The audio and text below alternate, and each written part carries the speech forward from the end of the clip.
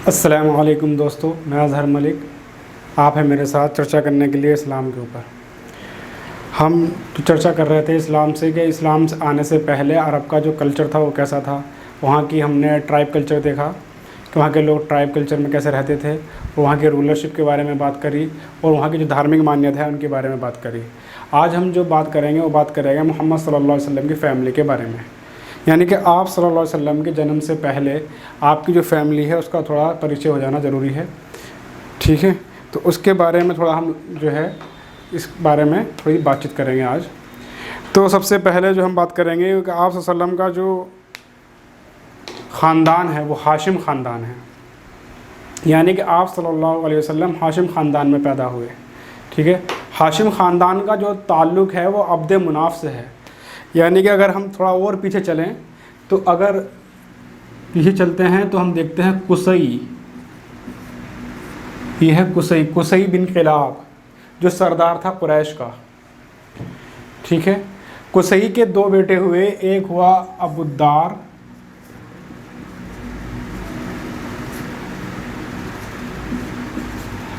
और दूसरा है अब्द मुनाफ।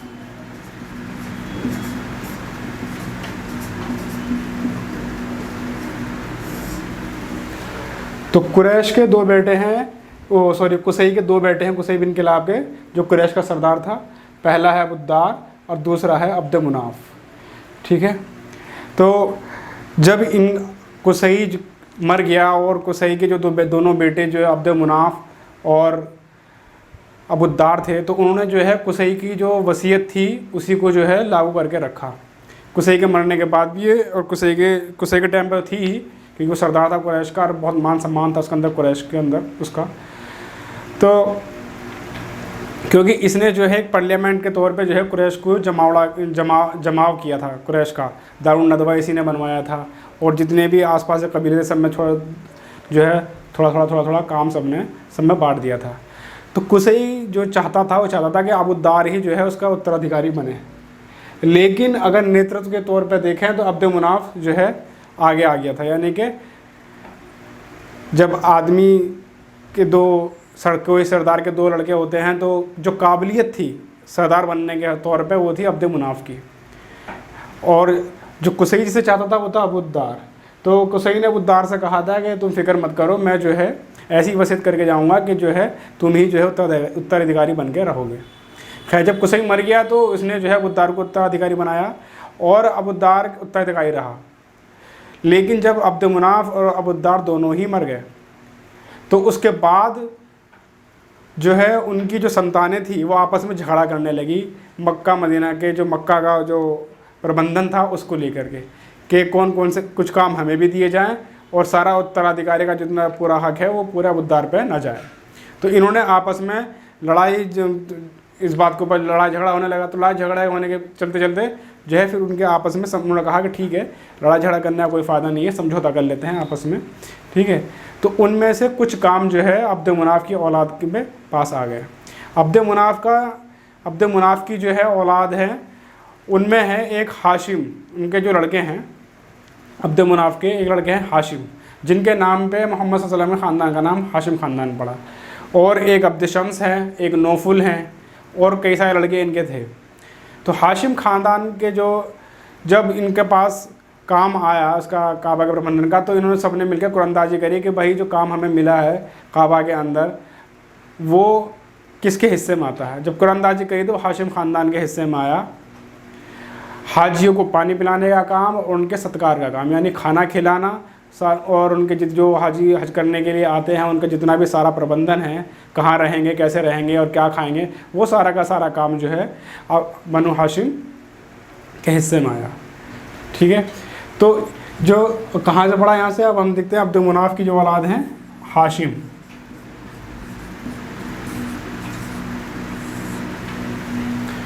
ठीक है।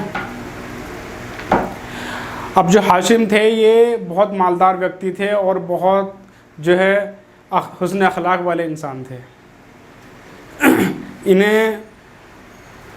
इनके बारे में कहा जाता है कि ये जो है पूरी जो कौम को है जोड़ने वाले थे। इन्होंने जब हाजियों का सत्कार का काम इन्हें मिला तो इन्होंने क्या करा कि हाजियों को सत्कार इस तरीके से किया कि पहले जो है लोग जो है रोटी एक हाथ में लेके खाया करते थे और बाकी जो है सब्जी चम्मच से या किसी चीज़ से वो खाते होंगे, जैसे भी खाते होंगे।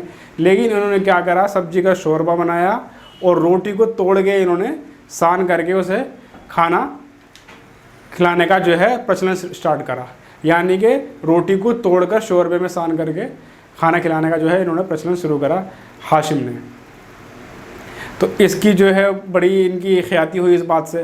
दूसरा काम इन्होंने ये करा कि इन्होंने जो है 2 यात्राएं शुरू करी, एक शाम की तरफ और एक यमन की तरफ। यानी कि जाड़ों में जो जाया करते थे ये यमन की तरफ जाया करते थे और गर्मियों में जो है ये सीरिया की तरफ जाया करते थे क्योंकि उधर ठंड पड़ती है। तो 2 ये यात्राएं करते थे, एक गर्मी की और एक जाड़े की। जब एक बार ये शाम के सफ़र में निकले हाशिम, तो ये मदीना रुके और मदीना में बनु नज्जार की एक औरत सलमा से इन्होंने निकाह करा और कुछ दिन वहीं पर ठहरे रहे। जब वो सलमा प्रेग्नेंट हो गई तो ये फिर जो है उन्हें उसी हाल में छोड़ करके उनके जो ख़ानदान वाले थे उनकी माँ के पास छोड़ कर चले गए कि भाई मुझे शाम के सफ़र पर जाना है, अपना जो तिजारती काम देखना है, आते हुए इनको वापस लेते हुए चले जाऊँगा। उन्हें सोचा होगा। खैर वो शाम के जो है सफ़र पे चले गए। शाम से फिर ये मामला हुआ कि वो शाम होने के बाद फिर वो फ़िलिस्तीन चले गए। पहले लोग ऊँट वगैरह पे सवार हुआ करते थे। फ़िलिस्तीन जाने के बाद जो है उनका वहीं पे गच्चा नाम एक जगह है, वहाँ पे जाके उनका इंतकाल हो गया हाशिम का। खैर जब हाशिम का इंतकाल हो गया और मक्का ये बात पहुँची तो उनके जो भाई थे मुत्तलिब, तो जितने भी पद हाशिम को प्राप्त थे वो सारे के सारे जो हैं मुत्तलिब को मिल गए। तो मुत्तलिब उस पर फाइज हो गए। यानी कि जो हाजी को खिलाने का, हाजी को पानी पिलाने का और जितना भी सत्कार वगैरह का काम था वो सारे के सारे काम जो है मुत्तलिब के उसमें आ गए। खैर मुत्तलिब को लेकिन ये इनके बारे में पता नहीं था। जो सलमा जो प्रेग्नेंट हुई थी, जो बनु नज्जार की महिला थी, उनके बारे में इन्हें पता नहीं था। खैर सलमा के पेट से जो है बच्चा पैदा हुआ और उसका नाम उन्होंने रखा शैबा। शैबा इस वजह से नाम रखा क्योंकि उसके जो बाल थे वो सफ़ेद थे। जो बच्चा पैदा हुआ था उसके बाल सफ़ेद थे, इस वजह से उनकी माँ ने उनका जो नाम शैबा रखा।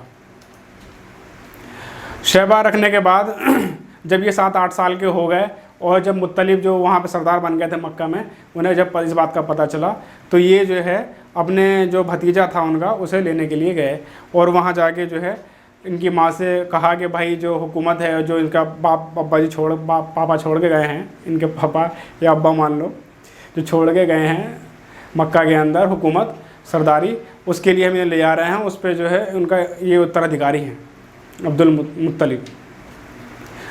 उस वक्त इनका नाम शैबा ही था। खैर जो है ये मुत्तलिब के साथ जो लड़के थे सलमा के, जो बनु नज्जार की महिला थी, उनके साथ जो उनके जो लड़के शैबा थे वो जो है मुत्तलिब के साथ मक्का वापस आ गए। मक्का में जब ये वापस आए, मक्का वालों ने देखा कि एक जो है लड़का मुत्तलिब के साथ आया है, तो मक्का वालों ने कहा उसे अब्दुल मुत्तलिब।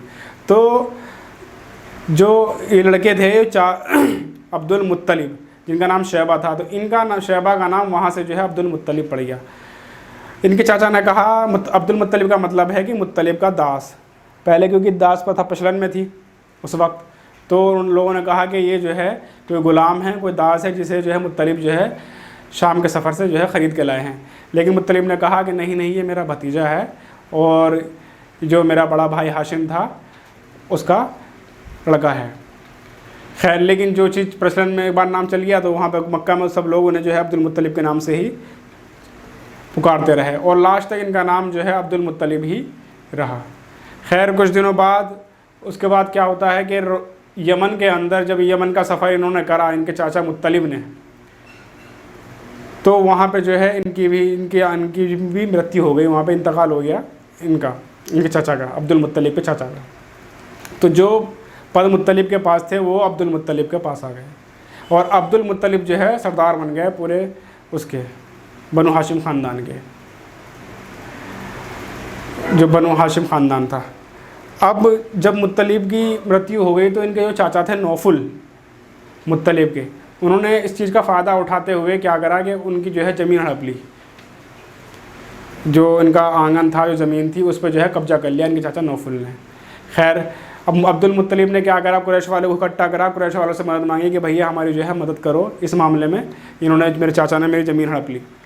क्योंकि दोनों ही सरदार थे, वो नौफल भी सरदार थे। तो कुरैश वालों ने कहा कि भाई ये वे तुम्हारे चाचा हैं, तुम उनके भतीजे हो, इस मामले में हस्तक्षेप नहीं करेंगे हम बिल्कुल भी, यानी कि इस मामले में हम नहीं पढ़ने वाले हैं, तुम अपना मामला खुद निपटाओ। खैर इसके बाद अब्दुल मुत्तलिब ने जो अपने मामा थे उन्हें जो है ख़त लिखा और उनसे सहायता मांगी।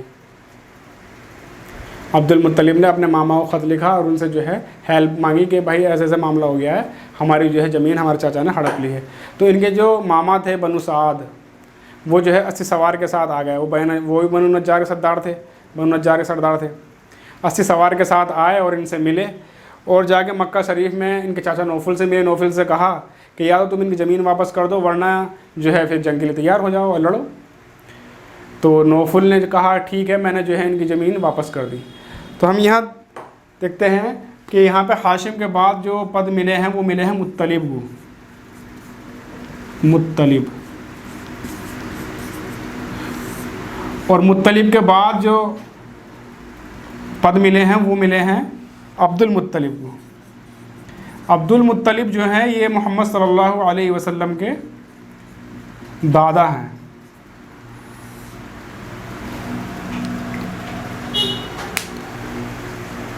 अब्दुल मुत्तलिब जो हैं ये मोहम्मद सल्लल्लाहु अलैहि वसल्लम के दादा हैं।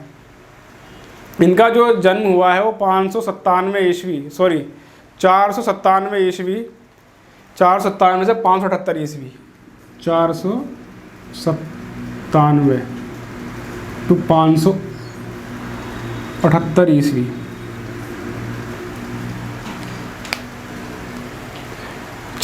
इनका जन्म हुआ और 578 में इनकी मृत्यु हो गई। यानी कि मोहम्मद सल्लल्लाहु अलैहि वसल्लम उस वक्त जो है 7 या 8 साल के रहे होंगे जब ये दुनिया से इनके दादा चल बसे। तो अब्दुल मुत्तलिब ने जो इनके मामा थे वो मामा ने इनकी जो ज़मीन नौफल से इन्हें वापस करवा दी। अब जब ये हुआ ज़मीन का वापसी का मामला, तो एक जो है अब्द मुनाफ की जो औलाद है अब्द शम्स, एक कबीला हुआ चला, एक चला नौफल का कबीला, एक बनु हाशिम का कबीला इधर चल रहा था। और 2-3 कबीले वहाँ पे और भी बहुत सारे कबीले थे, क्योंकि छोटे छोटे और 2-3 कबीले बड़े बड़े भी थे मक्का के अंदर। तो एक कबीला बनु खुज़ा था। तो अब्द शम्स ने और नौफल ने आपस में जो है बनु हाशिम के ख़िलाफ़ जो है समझौता कर लिया कि ठीक है, अगर कभी लड़ाई वगैरह हुई या कभी कोई ऐसा मामला हुआ तो हम तुम्हारा साथ देंगे, अब्द शम्स ने और नौफल ने। इसके देखते हुए कि बनु खुज़ा ने जो है बनु हाशिम से जो है समझौता कर लिया कि अगर आप लोगों की कभी आपस में लड़ाई होती है या कुछ भी होता है तो आप जो है आप हमेशा हमारे साथ पाओगे, ठीक है। तो बनु खुज़ा और बनु हाशिम के बीच में जो है इस बात का समझौता हो गया। खैर इस समझौते की क्या वैल्यू है ये जो है हम आगे आएंगे जब मक्का फतेह का टाइम आएगा, ठीक है, उसके बारे में तब पढ़ेंगे कि इस समझौते का क्या फ़ायदा वहाँ पे हुआ। अब्दुल मुत्तलिब ये सरदार थे। इनके जीवन काल में 2-3 घटनाएं ऐसी घटनी जो बहुत महत्वपूर्ण थी। पहली घटना ये थी कि इन्हें एक बार ख्वाब में दिखाई दिया कि ये जो जमजम का कुआं खोद रहे हैं एक जगह जा कर के। तो ये सुबह में उठे और जो है वहाँ पर खुदाई करनी इन्होंने शुरू कर दी। मक्का वाले इकट्ठे हो गए। मक्का वालों ने कहा कि भाई क्या कर रहा हो। उन्होंने कहा कि मैंने ऐसे सपना देखा, मुझे कहा गया है कि यहाँ पे खुदाई करूँ और यहाँ पे जमजम का कुआं है। जमजम का कुआं जो है वो बनु जुरहम वाले जो है पाट गए थे और उसके अंदर जो सोने की हिरने थी, तलवारें थी और जो कवच वगैरह थे, जो माल दौलत आया करती थी, जब बनु जुरहम को बनु खुज़ा वालों ने निकाला तो वो जमजम का कुआं पाट के चले गए थे और उसमें सब कुछ दबा गए थे बनु जुरहम वाले। तो जब इन्होंने खोदना शुरू करा अब्दुल मुत्तलिब ने, तो उसमें से जो है जो सामान था वो धीरे धीरे निकलने लगा, सारी निशानियाँ आने लगी, तलवारें आ गई, कवच आ गए और जो बहुत सारी चीज़ें निकलने लगी जो वो लोग दबा गए थे। और फिर जो है वो कुआं जो है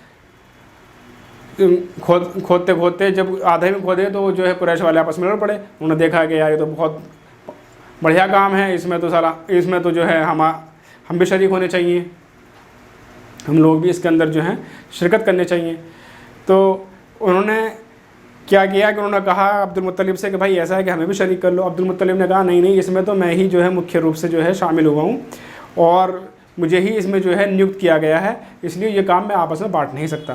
खैर लड़ाई जो है जब आगे बढ़ गई तो इन्होंने कहा कि ठीक है, हम किसी से एक काम करते हैं कि ये समझौता करवा लेते हैं। इन्होंने कहा ठीक है, समझौता करवा लो। तो ये एक औरत के पास बनु साद की एक काहिन औरत थी, उसके पास जाना तय हुआ कि ठीक है, वो जो कह देगी वो मान लेंगे हम। तो वहाँ पर चलने लगे। अब रास्ते में क्या हुआ कि पानी ख़त्म हो गया, उनका भी और इनका बनु हाशिम का भी, कुरैश वालों का। तो अब बारिश पड़ी, बारिश में ये मामला हुआ कि जितनी भी बारिश पड़ी वो अब्दुल मुत्तलिब के लिए पड़ी, अब्दुल मुत्तलिब के ही अब्दुल मुत्तलिब के जो कबीला था उसी पे पड़ी, और अब्दुल मुत्तलिब का जो दूसरे का कबीला था सामने वालों का, उस पर एक बूंदी बारिश नहीं पड़ी।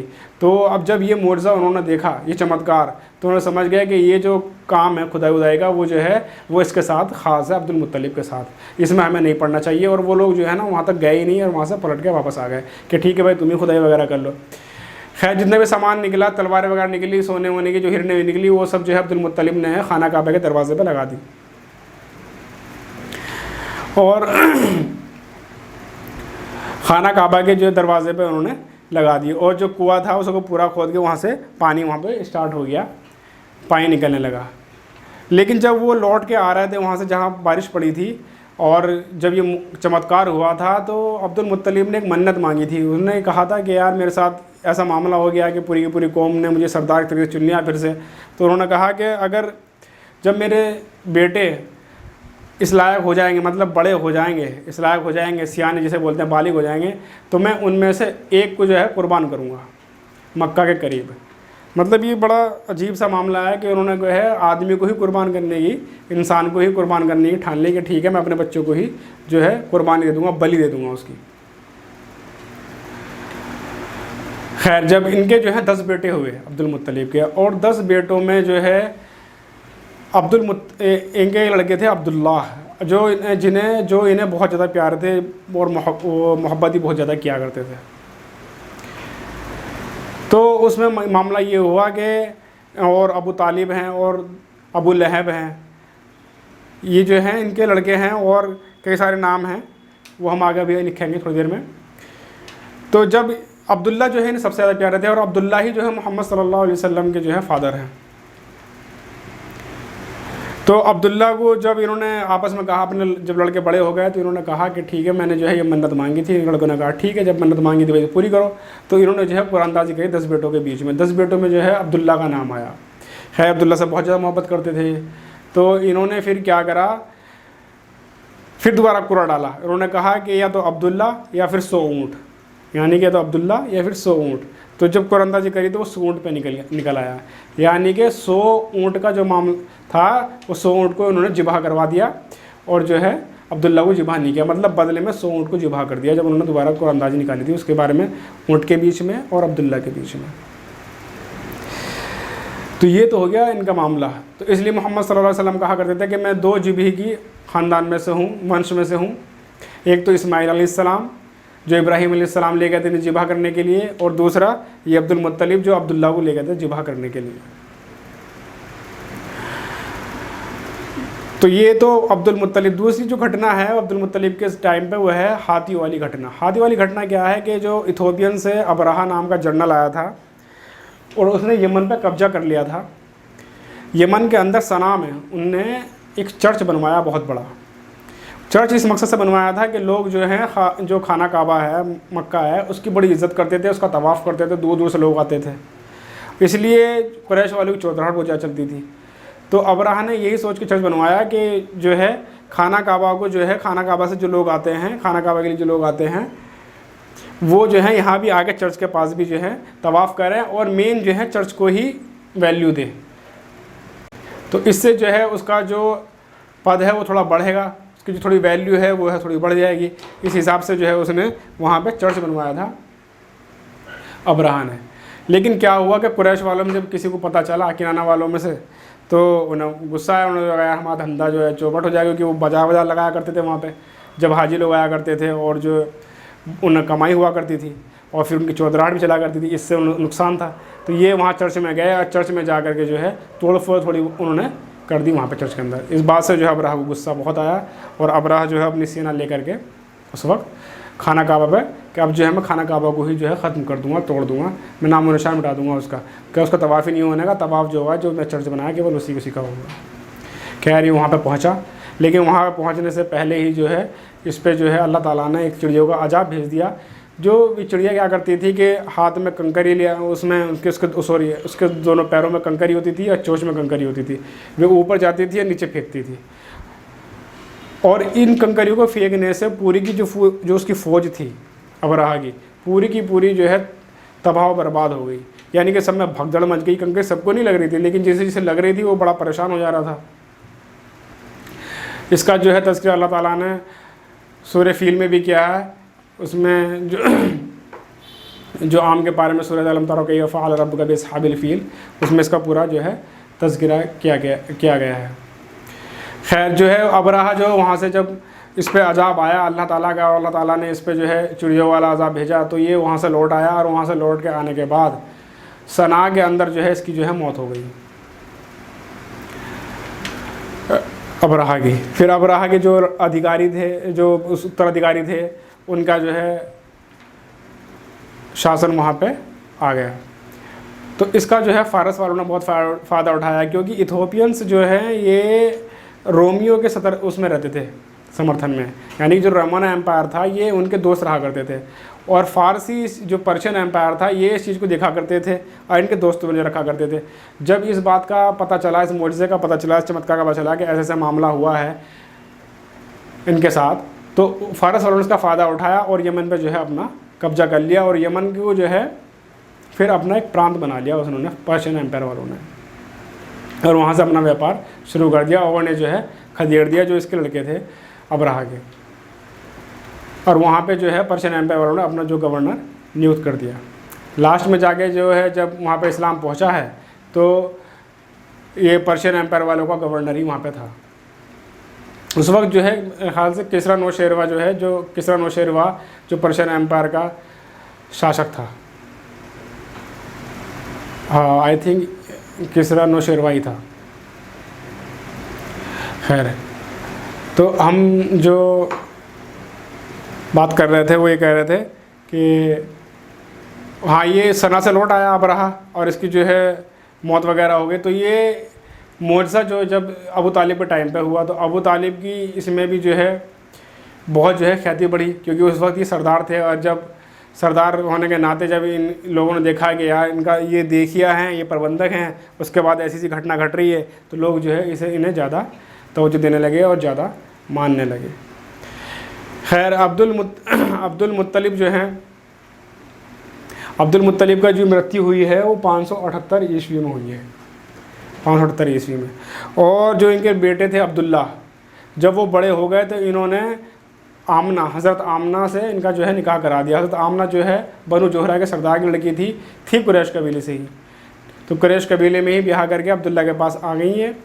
और जो है जब ये प्रेग्नेंट थी हज़रत आमना, तो उस वक्त जो है अब्दुल मुत्तलिब ने इन्हें, जो इनके वालिद साहब थे अब्दुल्ला, इन्हें जो है वहाँ भेजा कि ठीक है तुम जो है शाम का सफ़र पे जाओ और जो है वहाँ से जो है तिजारत का काम जो है पूरा करो। वहाँ गए ये, और जब वहाँ से वापस आ रहे थे तो मदीना में जो है एक मकाम पर आके जो है उनकी मृत्यु हो गई अब्दुल्ला की, जो मोहम्मद सल्लल्लाहु अलैहि वसल्लम के वालिद थे। तो ये तो हमने थोड़ी सी जो ब्राइफ वो कहते हैं ना कि वो लाइट डाली है इस पे, इनके परिवार पे, इनके ख़ानदान पे। हमें देखेंगे इनके ख़ानदान के कुसई के दो लड़के थे, कुसई बिन किलाब के, अबुद्दार और अब्द मुनाफ। अब्द मुनाफ से जो है ख़ानदान चला है हाशिम का, यानी कि अब्द मुनाफ के लड़के हैं हाशिम, और हाशिम के जो लड़के हैं वह है मुत्तलिब, ये सॉरी हाशिम के जो भाई हैं मुत्तलिब, है ना। हाशिम के बाद जो पद मिला वो मुत्तलिब के पास आया, और मुत्तलिब के जो बाद आया वो अब्दुल मुत्तलिब। अब्दुल मुत्तलिब जो हैं वो हाशिम के बेटे हैं, और ये मुत्तलिब जो हैं अब्दुल मुत्तलिब के चाचा हैं, ठीक है। अब्दुल मुत्तलिब के बाद जो सरदारी आएगी वो अबू तालिब के पास आएगी, जो अब्दुल मुत्तलिब के लड़के हैं। तो इसके बाद जो है हम मोहम्मद सल्लल्लाहु अलैहि वसल्लम का जो जीवन परिचय है या उनकी जो सीरत है उसके बारे में चर्चा करेंगे, और उसको हम जो है 3 भागों में कम से कम बांटेंगे, 3 पार्ट में डिवाइड करेंगे। पहला पार्ट जो होगा वो उनका होगा 40 साल का, जो शुरू जन्म से लेकर उनके 40 साल का जो ज़िंदगी है मोहम्मद सल्लल्लाहु अलैहि वसल्लम की, वो कैसी गुजरी है और उसमें क्या क्या जो है घटनाएं हुई हैं और उनमें क्या क्या चीज़ें हुई हैं, ठीक है। फिर दूसरा जो पार्ट है वो है नबूवत मिलने के बाद का पार्ट, यानी कि 40 साल के बाद, क्योंकि मोहम्मद सल्लल्लाहु अलैहि वसल्लम को जब नबूवत मिली है वो 40 साल की उम्र में मिली है, जब मोहम्मद सल्लल्लाहु अलैहि वसल्लम पूरे मैच्योर हो गए थे। उस जो नबूवत वाला हिस्सा है उसे भी हम 2 भाग में बांट देंगे, क्योंकि एक है मक्का का दौर मोहम्मद सल्लल्लाहु अलैहि वसल्लम का। मक्का में जो आप सल्लल्लाहु अलैहि वसल्लम ने वक्त गुजारा है 13 साल समथिंग, उसका, और फिर दूसरा जो वक्त है वो है 10 साल मदीना का, है ना। तो इसको जो है हम 3 भागों में जो है कवर करेंगे। पहला तो ये होगा 40 साल मोहम्मद सल्लल्लाहु अलैहि वसल्लम की ज़िंदगी, जन्म से लेकर 40 साल, और दूसरा होगा मक्का का दौर जो है 13 साल, और तीसरा होगा मदनी दौर, यानी कि जब ये आप सल्लल्लाहु अलैहि वसल्लम हिजरत करके मदीना चले गए और मदीना के अंदर आप सल्लल्लाहु अलैहि वसल्लम रहे, और लगभग भी मेरे ख्याल से 10 साल हैं और टोटल गिने जाएँ तो आप सल्लल्लाहु अलैहि वसल्लम की उम्र जो टोटल गिनी जाए 40 और 13 53 और 10 63 साल रही है। मोहम्मद सल्लल्लाहु अलैहि वसल्लम दुनिया के अंदर 63 साल रहे हैं। और फिर इसी के बारे में जो है हम धीरे धीरे जो घटनाएं घटी हैं, जो चीज़ें आई हैं, जो चैलेंजेस आप मोहम्मद सल्लल्लाहु अलैहि वसल्लम ने फेस किए हैं, कैसे तबलीग करी है, क्या क्या मामला सामने आए हैं, वो सारे के सारे जो है हम मोहम्मद सल्लल्लाहु अलैहि वसल्लम के इस आगे आने वाले वीडियो में कवर करेंगे। ठीक है, तब तक आप लोग अपना ध्यान रखिए और अपने जो फोकस पॉइंट में ध्यान रखिए, और जो 8 सवाल हैं जो कुछ कवर में और जो 3 कवर में और 5 महीने के बाद पूछे जाएंगे, उनकी पूरी तैयारी करके रखिए। और अपने आप घरों में तालीम कीजिए। घरों के अंदर तालीम होने से ये है कि जो हमारे घर की मस्तूरात हैं, जो हमारी बहन हैं, बेटियां हैं, है ना, माएँ हैं, उनका जहन जो है इस तरीके से बनाइए कि वो दीन का इल्म सीखें, और जो है उसमें फिर दीन की औरतों को जो है जो और मुस्तरात हैं जो आपस की, उन्हें जो है सिखाएं, क्योंकि औरत का जो दीन है वो नस्लों तक चलता है। आदमी का जो दीन सीखा हुआ है वो चौखट तक चलता है, उसके घर की चौखट तक। लेकिन अगर कोई औरत अगर इल्म सीखती है, कोई औरत दीन सीखती है, तो वो नस्लों तक चलता है। ठीक है, तो इसलिए जो है हमें इस बात पे ध्यान देना है कि हमारे घर के जो औरतें हैं उन्हें तालीम के ज़रिए कैसे इल्म सिखाया जाए, उनकी जो है जहन किस तरीके से बनाया जाए। ठीक है।